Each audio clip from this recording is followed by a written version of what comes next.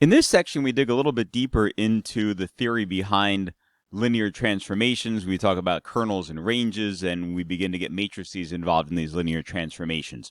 So the first thing is let's talk a little bit about what these are and a couple of terms that go with them. So suppose you've got some transformation that maps sets elements in vector set V onto set W. All right, so if I have some set of vectors in V, so vector V's in the larger set V, and I look at this transformation of each vector that maps things onto 0, we call those vectors the kernel. So those vectors are the kernel of the linear transformation. In other words, all those vectors in that group will create zeros when you perform that linear transformation. And so another way to write that is the kernel of the transformation written like that. All right, if you take a look at the transformation written this way, the transformation of a vector equals some matrix times that vector, then the kernel of the transformation is the null space of matrix A. All right, so if you can figure out what is the null space of matrix A, you'll figure out the kernel of the transformation. You'll figure out that set of vectors that always maps onto 0 after you perform that transformation. Now, I mean, what is the special case? The special case is the 0 transformation.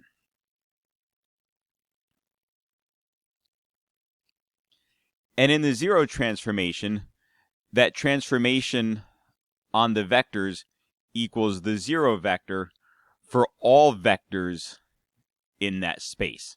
All right, so that's the 0 transformation, in which case the kernel of the transformation is the entire vector space. In other words, if everything in that vector space, if every single vector maps onto the 0 vector, then what is the collection of vectors that maps onto the 0 vector? It's everything, every one of them. All right, let's take a look at a couple of quick, simple examples. Suppose I have this transformation. I'm going to operate in R2 for just a second. The transformation takes xy's and maps them onto 2x minus y, negative 8x, plus 4y. What can I say about 510? If I perform that transformation on 510, I get what? 2 times 5 is 10, minus 10 is 0. And over here, negative 8 times 5 is 40. 4 times 10 is 40. So negative 40 plus 40 is 0. So 510 is in the kernel of the transformation. If I throw 510 or any multiple of 510 into that transformation, I will get out the 0 vector. All right, what can you say about 1, 1? Perform that transformation on 1, 1, and I'll get 2 minus 1, which is 1. I'll get negative 8 plus 4, which is negative 4. So I can conclude that 1, 1 is not in the kernel of the transformation. Right? 510 is in the kernel because it produces a 0 vector. 1, 1 is not in the kernel because it does not produce a 0 vector. Okay, and that means all multiples of 1, 1 will not work either. All right, let's try another one. Let's find the kernel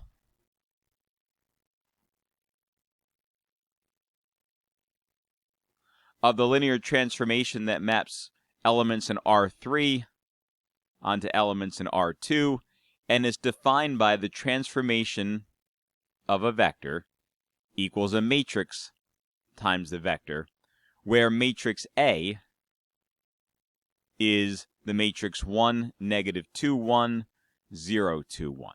Okay, so that's my transformation matrix. All right, let's set this up. We want to say A times X equals the 0 vector. So 1, negative 2, 1, 0, 2, 1 times X. Well, how many X's are there? I'm starting in R3, so there's got to be 3 of them. X sub 1, X sub 2, X sub 3.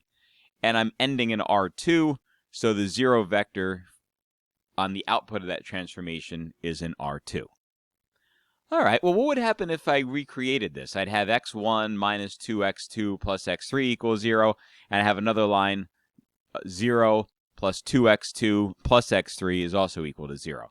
So from here, I can create an augmented matrix. My augmented matrix might look like this: 1, negative 2, 1, 0, 0, 2, 1, 0. And my goal is to try to get the identity matrix, or at least 1, 0, 0, 1, somewhere on the left-hand side so I can come up with a solution. All right, well, it looks like if I add row 1 and row 2, put the answer in row 1, that would help. So I'm going to keep my 0, 2, 1, 0 over here. 1 plus 0 is 1. Negative 2 plus 2 is 0. 1 plus 1 is 2. And I get a 0 over there.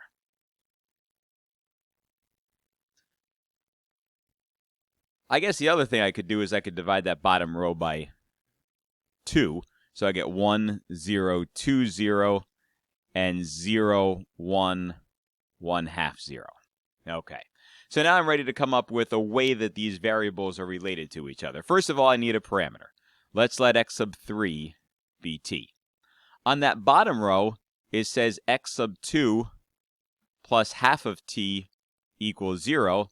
So x sub 2 is negative 1 half t. And the top row says that x sub 1 plus 2t is equal to 0. So x sub 1 equals negative 2t. Which means that my solution looks like this.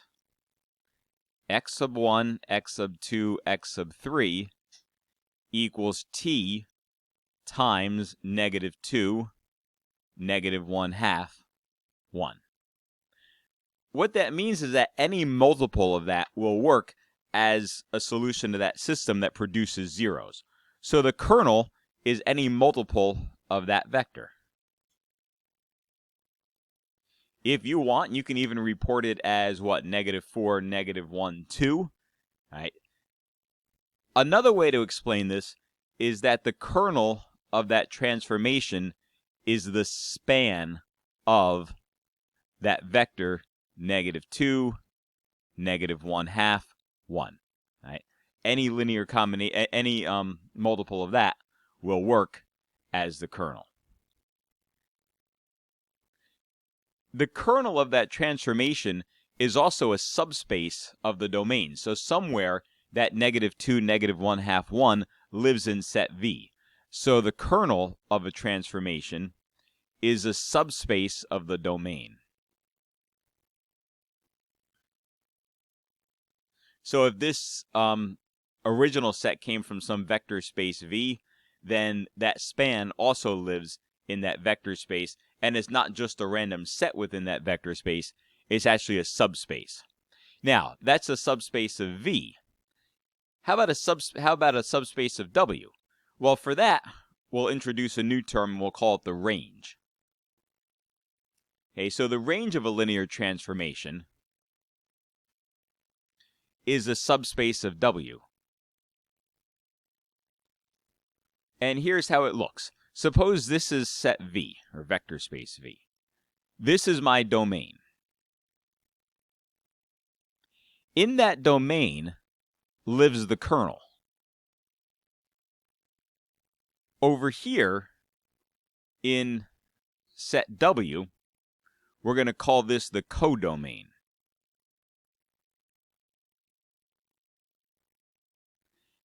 And so elements from set V will map onto elements in that codomain, especially that subset here, which we call the range. So anything that maps from the domain to the codomain lives in the range, and the range is a subspace of that codomain. Just like the kernel is a subspace of the domain, the range is a subspace of that codomain. So it's not just a subset, it's a subspace. In fact, the range of a transformation is actually the column space of that transformation matrix A. All right, so if you want to know what's in there after you get done performing that transformation, the range of the transformation is the column space of matrix A. So go back to my example that I had up at the top up here, which was the 1, negative 2, 1, 0, 2, 1. Suppose I want to find the range of that transformation. What I can do is I can transpose A. So using the previous example up there, I'll transpose A. Now when I do it, it's going to go 1, 0, negative 2, 2, 1, 1. Right, if I row reduce it, I'll end up with this matrix, 1, 0, 0, 1, 0, 0. And what I'm going to do is I'm going to look for the non-zero rows. And that will give me the column space of matrix A, right? When you go back to the original matrix, the columns were in R2, the rows were in R3. So it would make sense then that the range of the transformation exists in R2. All right, so what is it? It's the first row, which is 1, 0, and the second row, which is 0, 1. Think about it this way. When we set up the original transformation up at the top, what were we coming out of the other side with, right? We had inputs that were in groups of 3. We had outputs that were in groups of 2. So it would make sense then that our range is in R2, whereas the domain is in R3. All right, let's look at a couple of terms that go along with this. The dimension of the kernel is called the nullity. So the dimension of the kernel is called the nullity. The dimension of the range has a name as well. It's called the rank of the transformation. It's one of those things that you remember if you forget some of the basics of linear algebra. At some point, somebody will say something about linear algebra, and one of the things that you'll remember is rank plus nullity equals dimension. So the rank of the transformation plus the nullity of the transformation equals the dimension. So in our case, the range had 2 elements in it, right? So the range had 2 vectors in it, which means that the rank is 2. How many columns were there in the original one? I go all the way back up here. There were 3 columns in my original matrix, right? Column 1, column 2, column 3.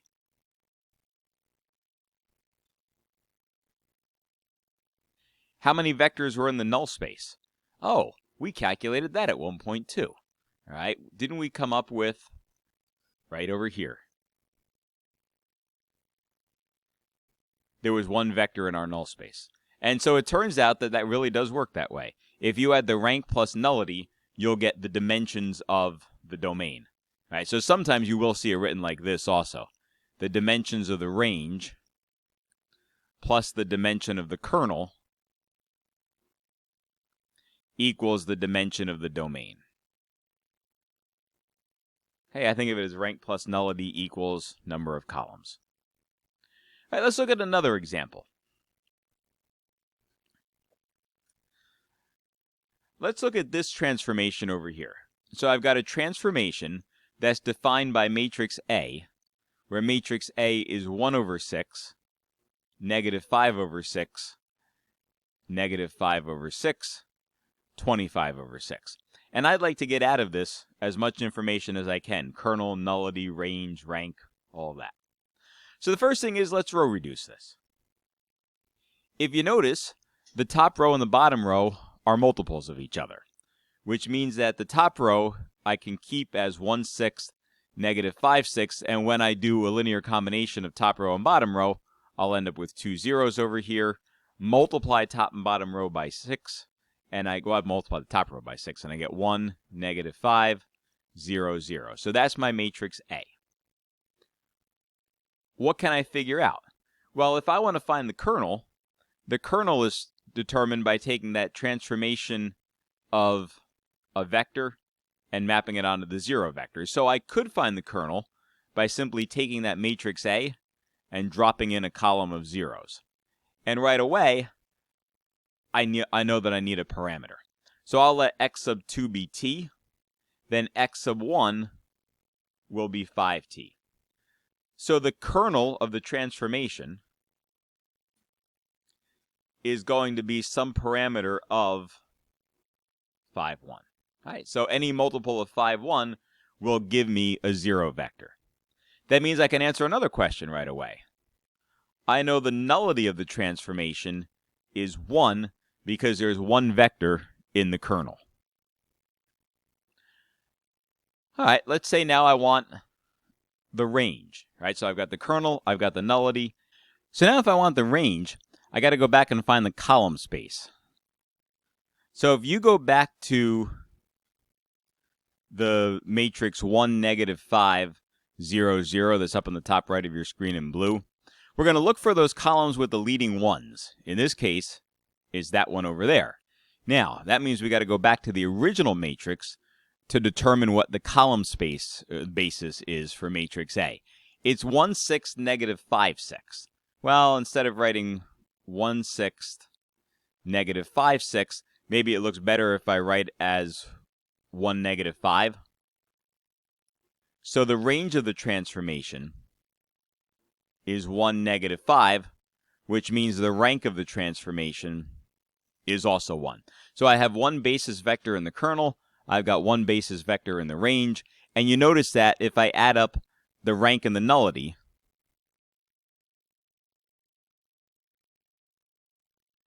I get 1 + 1, which is 2, which is the dimension of the domain, right? The original matrix had 2 columns. So rank plus nullity equals dimension. All right, from here, let's do a couple of more things. Let's take a look at one-to-one functions. What is a one-to-one function? Suppose I had 2 sets here. All right, so I got 2 sets, and that's exactly what a set looks like, by the way. And I have letters of the alphabet over here, and I have numbers over here. And I map from A to 1, I map B onto 2, I map C onto 3, I map D onto 4, and if I want to keep going, I can go all the way down to Z in 26. This mapping is one-to-one. Sometimes we write one-to-one like that, not as 1 - 1, but a one-to-one mapping like that. All right, great. So what about this? Suppose I've got some transformation, and I claim that I want to map from x to x squared. All right, so if I have some transformation that maps x onto x squared.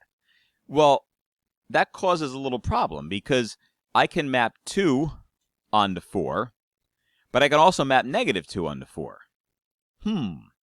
That's not one-to-one. Because more than one element in the domain matches up with the same element in the range, or you could say elements in the range map up with more than one element in the domain. All right, so we're going to start looking at it this way when we start talking about types of transformations. One thing that you'll get out of this is suppose the 0 vector is the only one that works. So suppose the 0 vector is the only vector in a transformation where the transformation of vector v is equal to 0, then automatically t is 1-to-1. Not 1-to-1 that way. 1-to-1 that way. Okay. You could also write the theorem this way. For a transformation that maps v onto w, t is 1-to-1 if and only if the kernel of the transformation is the 0 vector. So if the only thing in that transformation that maps things onto 0 is the 0 vector, then the transformation is 1-to-1. Now, it works the other direction too. If every element in the second set has a preimage in the first set, then we say that the transformation is onto. So if I have a transformation that maps v onto w, and every element in w has a preimage in v, then the transformation itself is what we call onto. The transformation is also onto if the rank of the transformation is equal to the dimension of the range. So the rank of the transformation is the range, the dimension of set W. If the two of them are equal to each other, then it's onto. if the two sets have the same dimension, so the example I did before, the two sets did not have the same dimension, right? It went from R2 to R3 or something like that. In this case, another interesting thing that pops up is if V and W have the same dimension,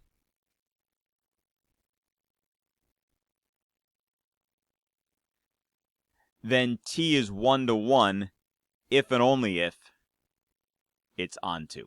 So if you're working with the same dimension and you can show 1, then the other one must follow as well. Okay, let's take a look at an example, or maybe two examples, and see if we can make some sense out of 1 to 1 and onto. So suppose I've got this transformation that maps elements in R2 onto elements in R3. So that set will be my V, this set will be my W. And the matrix that makes this happen is this matrix, 1, 2, 0, 1, 0, 0. What's the dimension of set V? Is just 2. What's the dimension of W? It's 3. I could have looked at this just from looking at the R2 and R3, or I could have looked at the columns with pivots that have a 1, right? 1 and a 1, so there's 2 columns, and then I could look at the rows, and I realize that there's 2 rows that don't have 0 elements and one that does have 0 elements. All right, so if I look at the columns that have 1s as pivot positions, that must mean that the rank of the transformation is 2, right? I've got a column over here that's got a 1 as a pivot, and I got a column over there that's got a 1 as a pivot.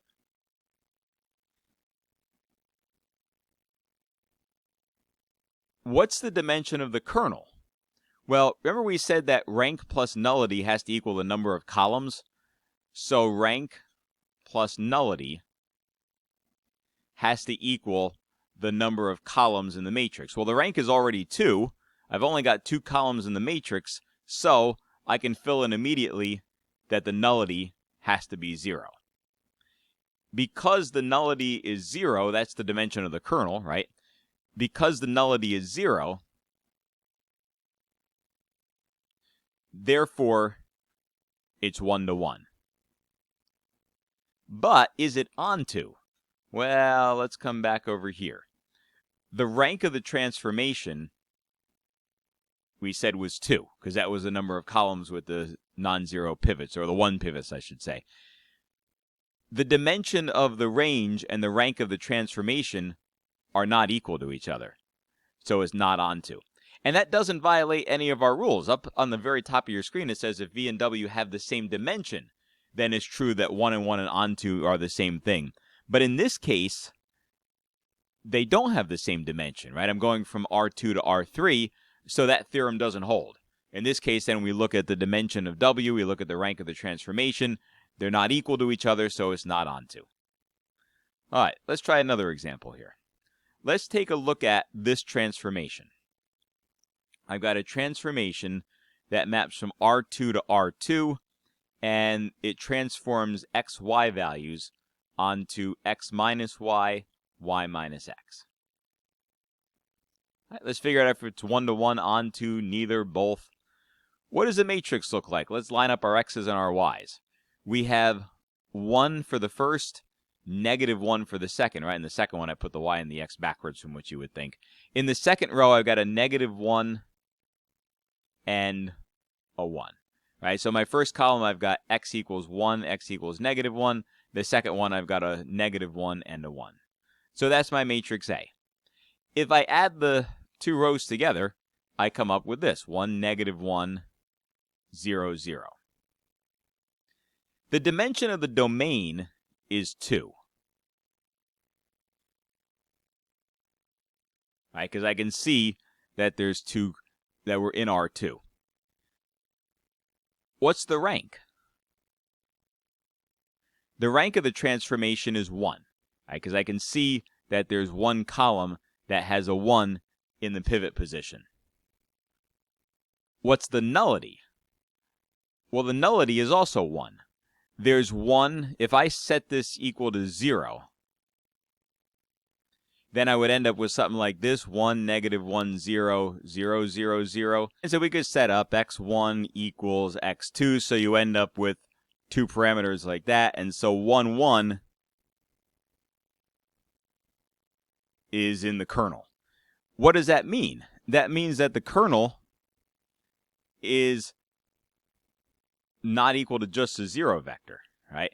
The kernel has something else in it besides the 0 vector, which means it's not 1 to 1. And because we're going from R2 to R2, if it's not 1 to 1, it's also not onto.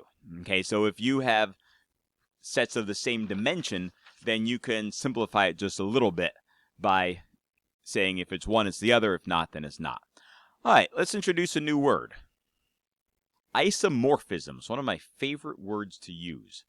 An isomorphism.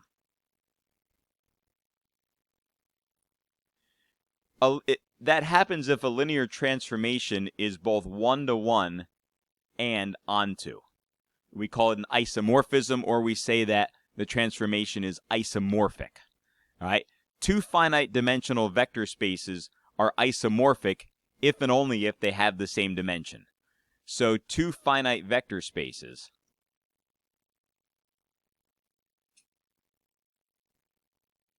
are isomorphic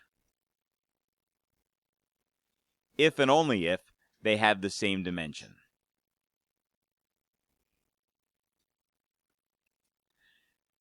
All right, so we're not talking necessarily about a transformation here. We're talking just about the vector spaces, right? The example I just did was two sets that have the same dimension, but they were not 1 to 1 and onto, and therefore they were not an isomorphism. So let's take a look at vector spaces and see, out of these vector spaces, which vector spaces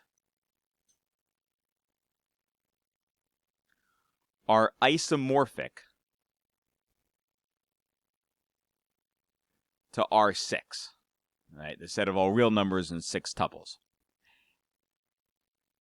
How about M23? Right, this is the set of all 2 by 3 matrices.